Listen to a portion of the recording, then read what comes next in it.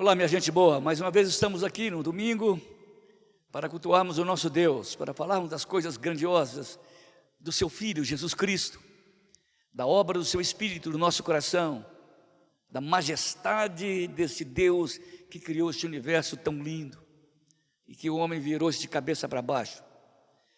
Estamos aqui para falar desse Deus e nesse domingo trazer esperança, neste domingo trazer vida, através da palavra de Jesus Cristo. Eu quero ler com vocês, nessa introdução dessa celebração, no Evangelho de Mateus capítulo 23, quando Jesus está terminando o seu ministério, indo para a cruz, ele olha para os fariseus e diz o seguinte: ai de vós, ai de vós, ai de vós. Esse ai significa, olha, que juízo vai cair sobre vocês. Tem até dó. Isso que significa ai de vós. Ai de vós, escribas e fariseus, Mateus 23, a partir do versículo 13. Ai de vós, escribas e fariseus hipócritas, porque fechais o reino dos céus diante dos homens, pois vós não entrais, nem deixais entrar os que estão querendo entrar. Ai de vós, escribas e fariseus hipócritas, porque devorais as casas das viúvas, e para o justificar fazeis longas orações, e por isso sofrerás juízo muito mais severo. Ai de vós, escribas e fariseus hipócritas, porque rodeais o mar e a terra para fazer um prosélito, e uma vez que o fizeram, torna o filho do inferno 2 vezes mais do que vós. Ai de vós, guias cegos, que dizeis: quem jurar pelo santuário, isto é, nada, mas se alguém jurar pelo ouro do santuário, fica obrigado pelo que jurou. Insensatos e cegos. Pois qual é o maior, o ouro ou o santuário que santifica o ouro? E dizeis: quem jurar pelo altar, isso é nada. Quem, porém, jurar pelas ofertas que está sobre o altar, fica obrigado pelo que jurou. Cegos. Pois qual é o maior, a oferta ou o altar que santifica a oferta? Portanto, quem jurar pelo altar, jura por ele e por tudo que está sobre ele. Quem jurar pelo santuário, jura por ele e por aquilo que nele habita. E quem jurar pelo céu, jura pelo trono de Deus e por aquele que no trono está sentado. Ai de vós, escribas e fariseus, hipócritas, porque dais os dízimos da hortelã, do endro e do cominho, mas negligenciais a lei, a justiça e a misericórdia e a fé. Devias, porém, fazer essas coisas, sem omitir aquelas. Guias e cegos, que coais o mosquito e engolis o camelo. Ai de vós, fariseus, escribas hipócritas, porque limpais o exterior do corpo do prato, mas estes por dentro estão cheios de rapina e de intemperança. Fariseu cego, limpa primeiro o interior do copo, para que também o seu exterior fique limpo. Ai de vós, escribas e fariseus hipócritas, porque sois semelhantes aos sepulcros caiados, que por fora se mostram belos, mas interiormente estão cheios de ossos, de mortos e de toda a imundícia. Assim também vós, exteriormente, pareceis justos aos homens, mas por dentro estáis cheios de hipocrisia e de iniquidade. Ai de vós, escribas e fariseus hipócritas, porque edificais os sepulcros dos profetas e adornais os túmulos dos justos, e dizeis: se tivéssemos vivido nos dias dos nossos pais, não teríamos sido cúmplices do sangue dos profetas. Assim, contra vós mesmos testificais que sois filhos dos que mataram os próprios profetas. Enchei vós a medida dos vossos pais, serpentes, raças de víbora, quem escapará da condenação do inferno? Palavras pesadíssimas de Jesus, olhando aquele monte de religiosos que tinham uma religião tão bonita, que era o farisaísmo, mas que eles tinham uma prática tão horrível. Jesus nunca foi contra o farisaísmo, porque era a religião dos judeus, e muito boa por sinal, mas contra a prática do farisaísmo.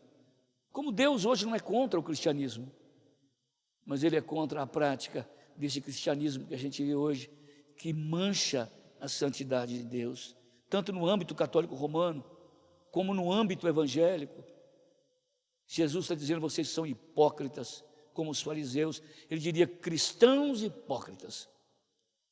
Olha, essa palavra é muito pesada para nós hoje, do século 21, mas ela é viva, ela é momentosa, ela é atual, e ela mexe conosco, com nós outros que somos cristãos, com a liderança do cristianismo brasileiro, em qualquer religião.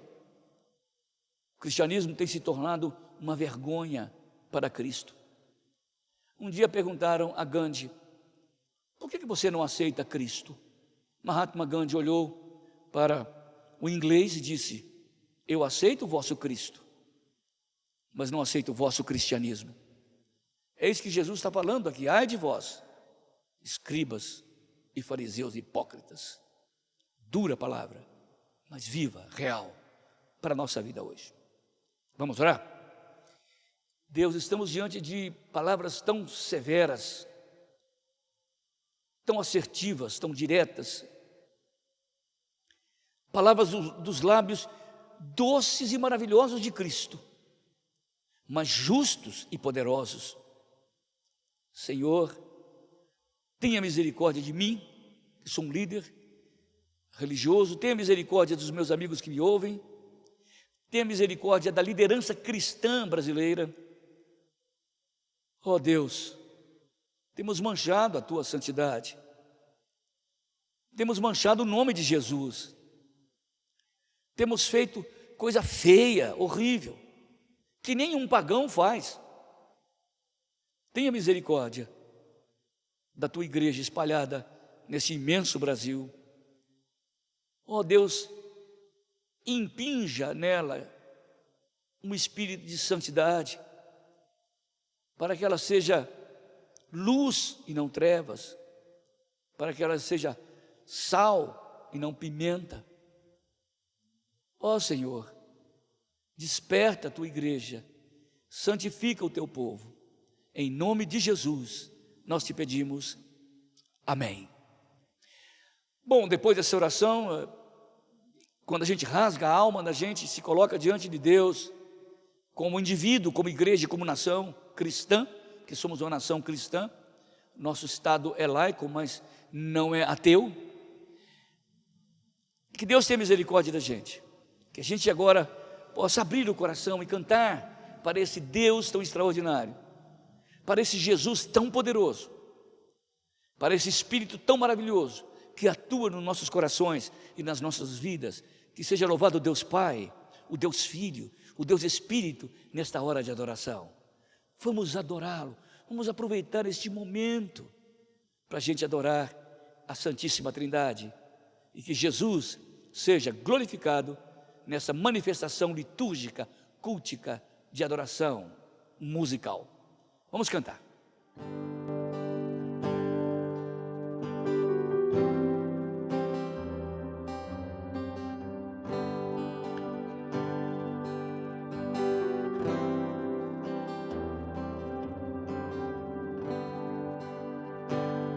Este é o meu respirar, este é o meu respirar, Teu Santo Espírito vivendo em mim.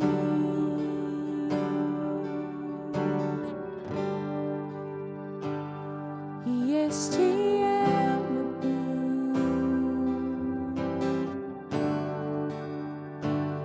e este é o meu pão,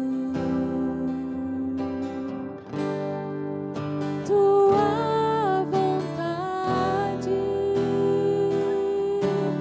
feita em mim. E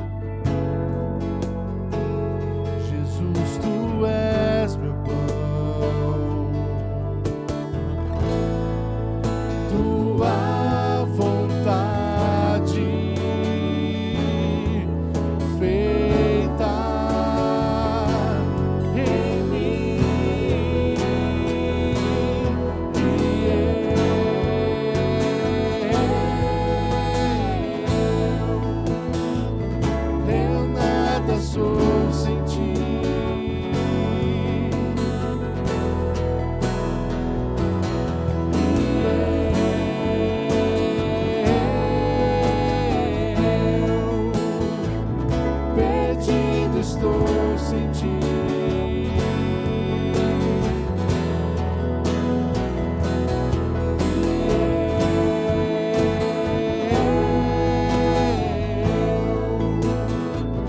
Eu nada sou sem ti.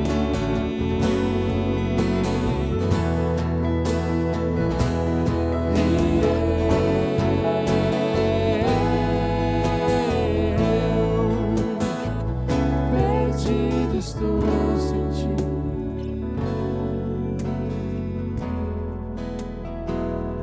Eu nada sou sem ti.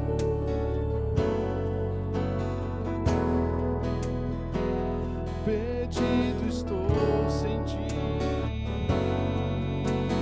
Nada sou. Eu nada sou sem ti.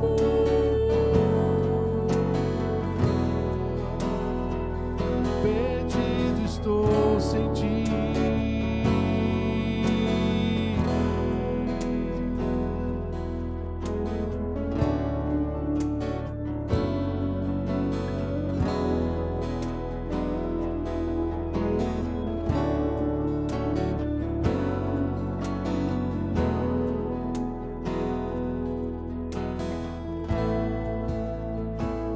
Este é o meu respirar.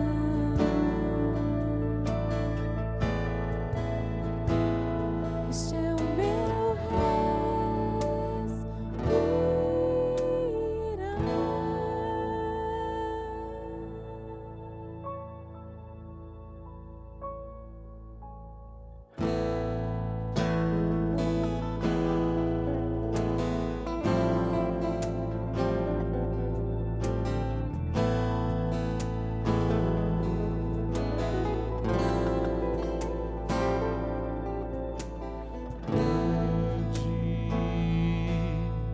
É o Senhor e muito digno de louvor.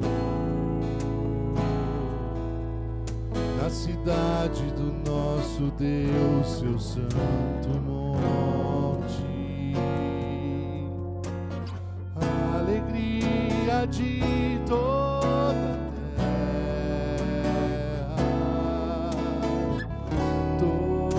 a terra grande.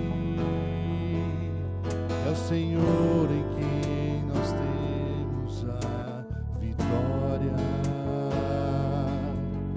que nos ajuda contra o inimigo. Por isso diante dele nos prostramos.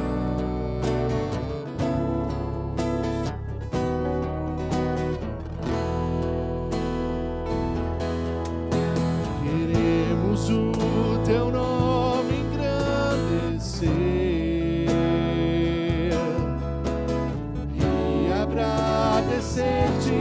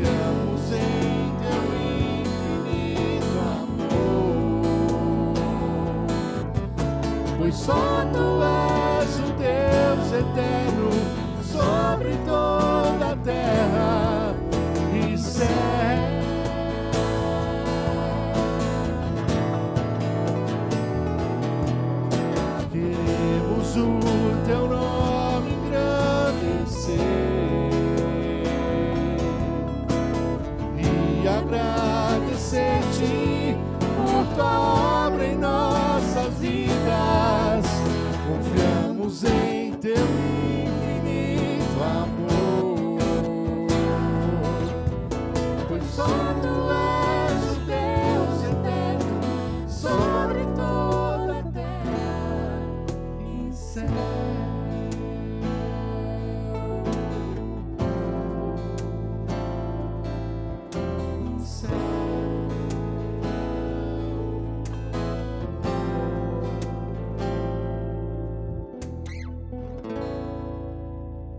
Ô, gente, agora estamos falando para os membros da igreja. Nossa igreja continua em pé, trabalhando, e você pode continuar contribuindo como está fazendo agora. Se você não contribui, poderá começar agora você, membro dessa igreja. Olha aí o telefone que estamos colocando, o telefone fixo, as mídias de comunicação, onde você pode entrar em contato conosco. Entre em contato conosco, você que é da igreja, está acostumado a fazer isso, olha o número aí, alguém vai te atender. E vai pegar aí na sua casa, e você vai trazer aqui para a gente, para a igreja, e a igreja vai continuar a fazer esse grande movimento social e espiritual para você. Contribua. Deus ama ao que dá com alegria, tá bom? Deus te abençoe. Boa noite, meus amigos, gente boa que me ouve nessa noite, que participa comigo dessa interação espiritual, porque não é física, né? Nós estamos à distância fisicamente, mas a minha oração é que sejamos bem estreitados em espírito. Aliás, como diz um poeta, as grandes distâncias aproximam os grandes amores. Quem sabe a gente pode ter essa comunhão mais estreita, mais íntima, através do grande amor de Jesus Cristo, nosso Senhor. Como sempre começamos, já falamos do dízimo, já cantamos, e como sempre a gente começa com uma leitura, e agora vamos à leitura onde basearemos a nossa pregação. Observem bem, segunda carta de Paulo aos Coríntios, capítulo 3, a partir do versículo 12, eu vou ler até o versículo 18, 2 Coríntios 3, 12 a 18, assim diz o apóstolo dos gentios: tendo, pois, tal esperança, servimos-nos com muita ousadia no falar, e não somos como Moisés, que punha o véu sobre a sua face, para que os filhos de Israel não atentassem para aquilo que desvanecia, que apagava.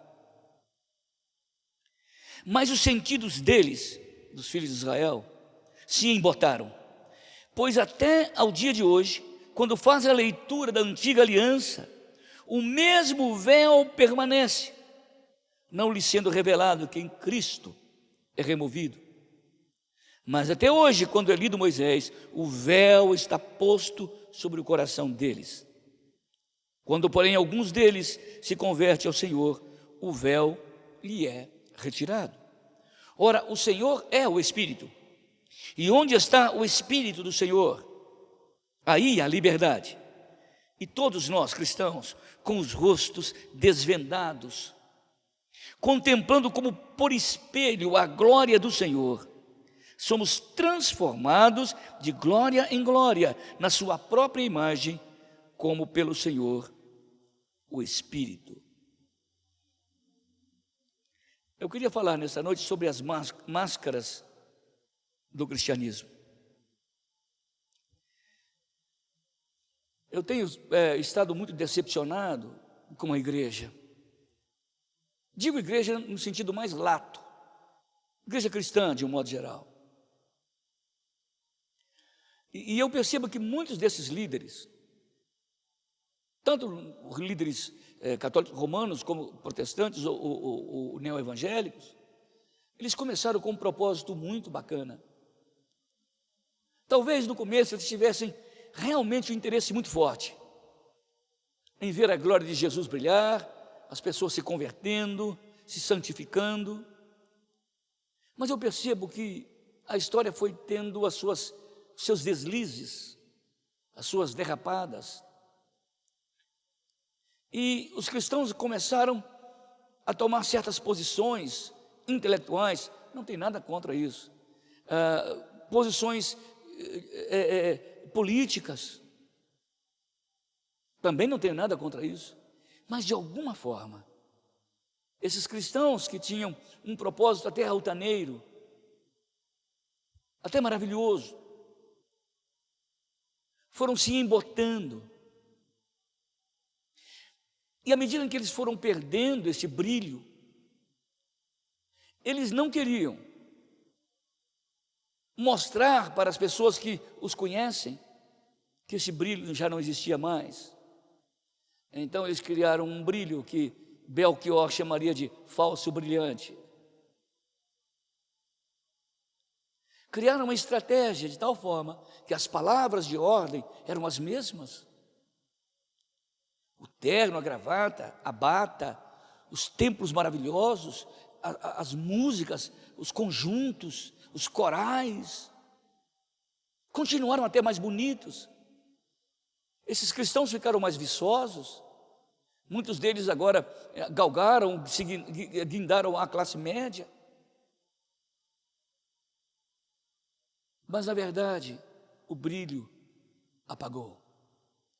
Agora ficou apenas máscaras, ficou apenas desejos humanos, imiscuídos, misturados com falsa espiritualidade, falso brilho, falso brilhante. Olha que o apóstolo Paulo está falando uma coisa que, se não fosse ele, eu diria que era uma heresia.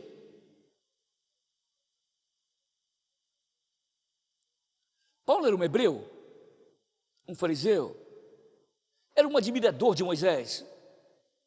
Moisés, em última instância, foi o seu imenso mestre, o seu maior mestre, o seu grande suporte bíblico, teológico, o seu grande mentor, o grande legislador de Israel, Moisés.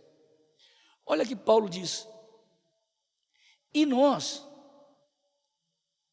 não somos, no versículo 13, como Moisés. Mas qual a decepção que Paulo tinha com Moisés, que ele teve? Na Bíblia não está escrito isso, no Antigo Testamento. Certamente o Espírito Santo lhe revelou. Moisés, num determinado momento da sua história, se tornou um hipócrita. Cícero, você está louco? Não, Paulo diz: mas nós não somos como Moisés, que cobria o seu rosto com o véu, para que os filhos de Israel não atentassem para aquilo que desvanecia. Quando aconteceu isso, Cícero? A primeira parte eu sei, quando o rosto dele brilhou e foi coberto com o véu. Agora a segunda parte eu sei agora, que Paulo me contou aqui na Bíblia. Aconteceu o seguinte: o povo de Israel saiu em demanda da terra prometida, e Deus chama Moisés para que ele vá ao monte para receber a lei. E ali ele ficou. E Deus manifesta a sua glória de uma forma poderosa. Anjos volitavam aquele monte, miríades deles, e o monte ficou encandecido de fogo. Diz o livro de Hebreus que até um animal que tocasse no monte ia morrer. E os judeus, filhos de Israel, olhavam aquela coisa e diziam: vamos fugir porque é grande demais, nós vamos morrer. Até Moisés, diz o texto em Hebreus, ficou aterrado diante daquele imenso espetáculo. Sinto-me trêmulo e aterrado, disse Moisés. Aquilo foi apoteótico, foi glamuroso, foi extraordinário.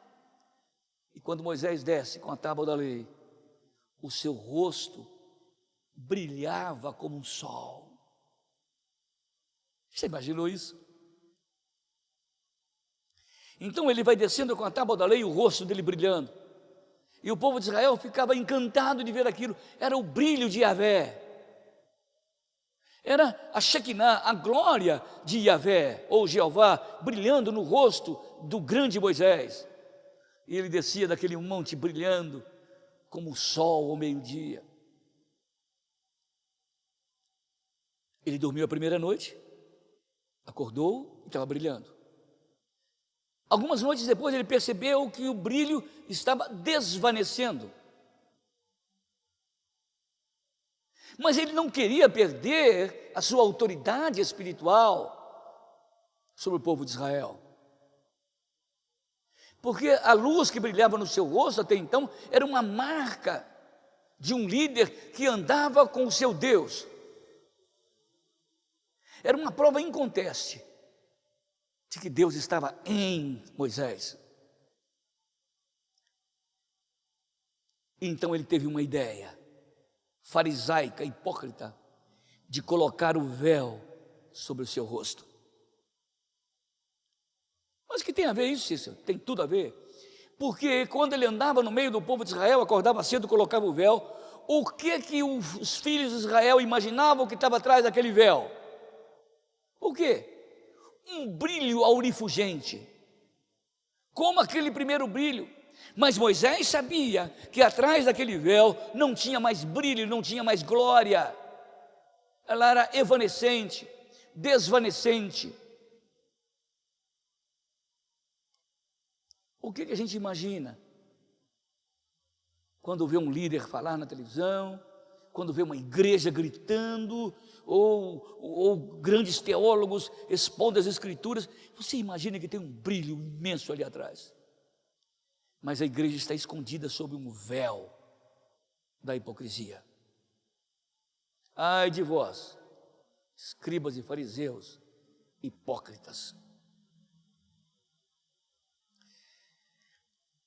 Por que Paulo está chamando a atenção da gente aqui, fazendo um contraste com os verdadeiros cristãos que têm o rosto que brilha cada vez mais? Os cristãos modernos, tanto líderes como liderados, estão dissimulando a sua decadência. A grande crítica que Paulo faz aqui a Moisés, e agora fazemos também à igreja, é que Paulo está querendo ensinar que nós não deveremos dissimular a nossa decadência. Como diz o ditado, nem tudo que brilha é ouro. Nós criamos um subterfúgio, os cristãos criaram um subterfúgio para dizer que estão brilhando. Hoje nós somos mais de 30% de evangélicos do Brasil. E daí? O cristianismo está brilhando no Brasil? O protestantismo, o evangelicalismo? Não! São máscaras para que as pessoas imaginem que esteja brilhando ali atrás e o brilho já foi há muito tempo, já se esmaeceu, já se perdeu há muito tempo. Ai de vós! E quando a gente vê os templos das igrejas romanas maravilhosos, lotados de gente, os católicos carismáticos cantando, a coisa está brilhando, não está brilhando nada. O rosto está encoberto, porque o brilho já foi embora. Por que você está falando isso, Cícero? Porque se de fato os evangélicos e os católicos tivessem um rosto brilhando, esse Brasil não seria assim, está entendendo? Como é que 70% de católicos romanos, 30% de evangélicos podem fazer uma anarquia que estamos fazendo na nossa nação? Que cristianismo é esse? Que brilho é esse? Senão um falso brilho. Igrejas lotadas, pastores milionários, padres bonitos e enriquecidos, grandes cantores da mídia, e o Brasil cada dia mais se chafurdando na lama da criminalidade, da delinquência, da pobreza, da desgraça. O que Paulo está dizendo é isso mesmo, que colocamos o véu da dissimulação no rosto, porque queremos esconder a nossa decadência espiritual.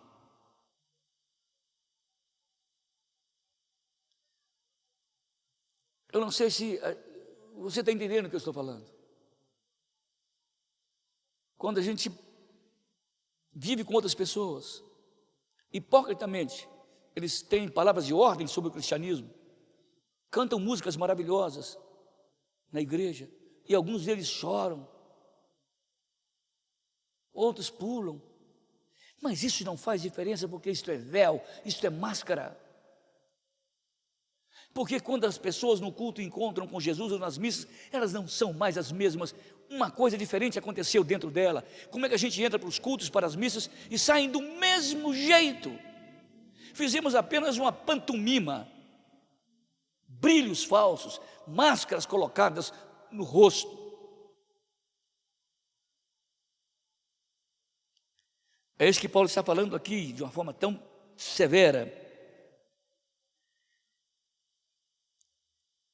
Ele diz que agora, quando os hebreus leem a Bíblia, quando eles abrem a Bíblia no versículo 14 e estudam a Bíblia, a antiga aliança, o véu permanece no coração deles. Sabe quem desmascara a gente? A verdade da Escritura. Esses hebreus dissimularam porque eles não queriam encarar a Escritura. Jesus disse para os fariseus no Evangelho de Mateus: errais por não conhecerdes as Escrituras e o poder de Deus. O poder de Deus se manifesta na Escritura. Não existe poder sem Escritura. O véu não vai cair se a Escritura não for encarada com realidade, de verdade. Se não fizermos uma hermenêutica honesta da Escritura. Por que Paulo está dizendo isso? Porque os hebreus manipulavam a exegese ou a hermenêutica, a interpretação da Escritura. Eles queriam que a Bíblia dissesse o que eles queriam, não o que ela de fato estava dizendo. Os nossos púlpitos cristãos estão cheios de pregadores que querem simplesmente satisfazer os desejos dos homens. Cura, não estou dizendo que Deus não cura, mas o foco não é esse. Dinheiro, riqueza, glória, templos maravilhosos, conjuntos maravilhosos, pregadores maravilhosos, padres cantores, pastores cantores. Nós queremos ler a Escritura do nosso modo, ao nosso talante. Mas a Bíblia tem que nos confrontar. Nós temos que ler a Escritura como ela é. Não aquilo que os hebreus faziam, que liam a antiga aliança e o véu continuava posto no rosto. Que diferença a leitura da Escritura tem feito para você? Que diferença a pregação de padres e pastores tem feito na sua vida? Se não tem feito, alguma coisa está errada com esses pregadores. Se não tem feito, alguma coisa está errada com a leitura sua da Bíblia.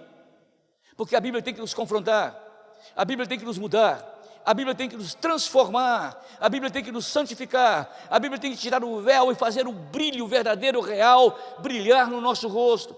A Bíblia diz: lâmpada para os meus pés é a tua palavra e luz para o meu caminho. Jesus disse no Evangelho de Mateus, pregando no Sermão do Monte: se caso a luz que há em ti for trevas, quão grandes trevas serão. Ai de vós, ai de vós. São as imprecações de Cristo para a igreja do século 21. E Paulo diz que até hoje, quando eles leem a Bíblia, eles não sabem o que a Bíblia está dizendo.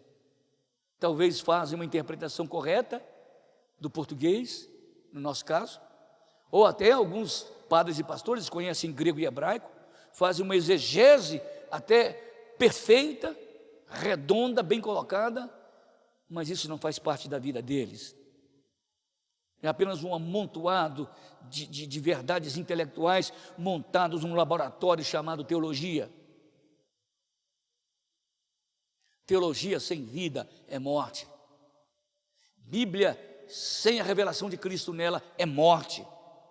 Errais por não conhecerdes as Escrituras e o poder de Deus. Nós não somos como Moisés. Paulo estava dizendo, os cristãos verdadeiros, que põem o véu sobre a face do seu rosto, para que os filhos de Israel não atentassem para aquilo que desvaneciam. E esses hebreus até hoje, quando leem a Bíblia, o véu continua. Vai na igreja, vai na missa, vai no culto, vai nas novenas, vai nas grandes campanhas, e fica aquela coisa apenas externa, sensual no sentido de sentido, que tange apenas os sentidos humanos, mas que não toca na alma, não muda a vida, não santifica, não transforma, não confronta. Continuamos cometendo os mesmos crimes, os mesmos pecados e enchendo as igrejas. Hipócritas e fariseus, ai de vós, diz Jesus Cristo. Tira a máscara, tira o véu, mostra a cara. Chega lá como aquele homem que subiu ao templo e diz: Senhor, tenha misericórdia de mim. Ou então como aquele pródigo que voltou e disse: Pai, pequei contra o céu diante de ti, já não sou digno de ser tratado como teu filho, trata-me como um dos teus trabalhadores. O mínimo que o Senhor tem é muito para mim. Tira o véu, deixa a máscara cair, deixa a Escritura entrar no seu coração, amoldar o seu caráter, recriar os valores, reconstruir a sua história cristã, refazer os seus sonhos que você teve como cristão e você não tem mais. Agora você tem véu, não tem brilho.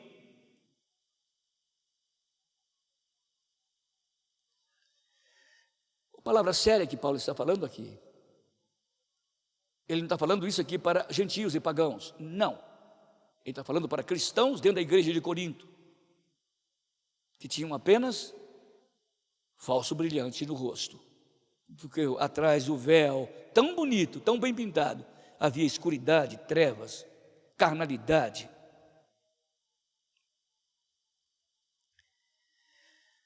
Por que Paulo está falando isso? Porque nós temos que desmascarar a nossa decadência. Porque temos que voltar à leitura da Escritura como ela é, olhar o sentido do texto, que esse texto está querendo dizer para mim hoje, não aquilo que eu entendo sobre ele, mas aquilo que ele quer discernir em mim. E sobretudo, para sairmos desse erro, Paulo estava dizendo, esses hebreus, quando porém alguns deles se convertem ao Senhor, o véu lhe é retirado. Só em Cristo este véu é removido. Temos que voltar à velha história. Cristianismo sem Cristo é apenas uma força ideológica, filosófica e moral, mas não transforma o coração de ninguém. Em Cristo este véu é removido, porque quando eu mostro que aquele brilho era falso, a máscara cai.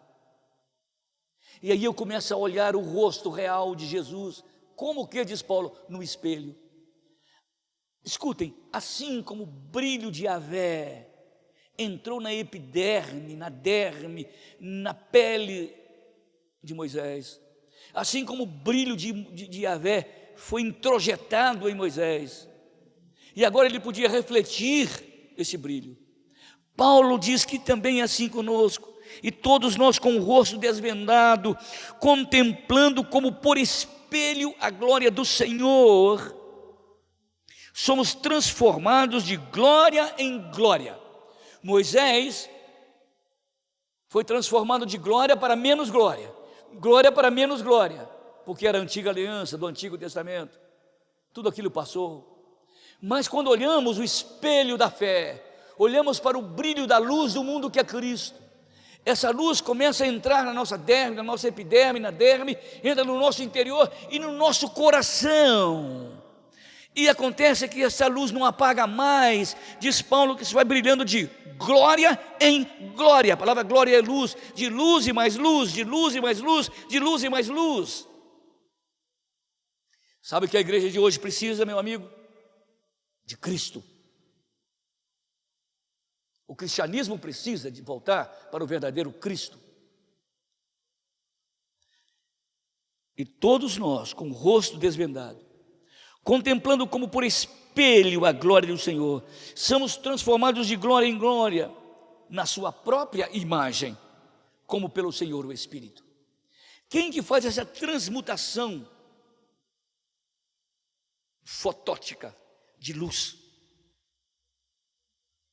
O Espírito. É Ele que pega a luz aurifugente do rosto de Jesus, o mesmo rosto que brilhou na transfiguração.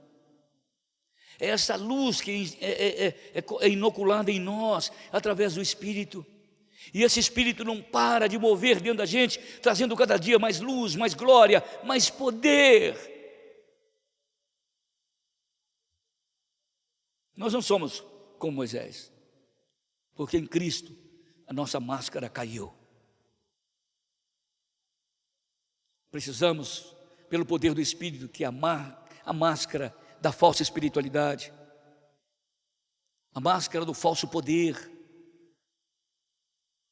a máscara da falsa comunhão com Deus, a máscara do conhecimento real das Escrituras possa cair. Mas nós, contemplando como por espelho a glória do Senhor, somos transformados de glória em glória, como pelo Senhor, o Espírito. Que Deus nos abençoe e que a gente nunca possa ouvir de Jesus: ai de você, Cícero, hipócrita, escriba, fariseu. Que Deus tenha misericórdia de mim, tenha misericórdia de você. Os cristãos não são como Moisés. Que Deus nos abençoe. Muito bem, gente, nós estamos já encerrando este encontro e meu coração está muito esperançoso de que esses encontros da gente possa mudar a minha vida, a sua vida, e nos mudar de fato, nos tornarmos verdadeiros cristãos. Eu sei que às vezes eu sou muito duro, muito direto, mas eu preciso de fazê-lo. E que Deus possa te abençoar, que você possa ter uma noite de paz na presença de Jesus, sem o véu. Tá bom? Agora a gente vai orar. Pai, que Teu Espírito possa trazer luz à nossa mente e possa trazer a luz de Cristo no nosso rosto, porque o mundo está cheio de trevas e precisamos de brilhar a luz de Cristo para que os homens vejam as nossas obras e glorifiquem o Pai que está nos céus e não a nós mesmos. Obrigado, Senhor, por esta noite, pela oportunidade de, mesmo à distância, mesmo remotamente, podemos ter comunhão e falarmos as coisas lindas do Evangelho, das coisas sérias e transformadoras da palavra do Senhor. Obrigado por esta hora, que a gente possa, Senhor, ir em casa, ter uma noite de descanso na Tua presença. Em nome do Filho, Senhor, que brilha em nós, é que oramos. Amém. Que a graça do Senhor Jesus Cristo, o amor de Deus, o Pai, a luz do Espírito, estejam com vocês e com todos nós que seguimos Jesus de perto, hoje e para sempre. Amém. Obrigado, gente. Semana que vem a gente volta. Se o Senhor não voltar, a gente volta aqui e nos encontraremos novamente. Pela graça do Senhor, haveremos de nos encontrar. Até lá, gente.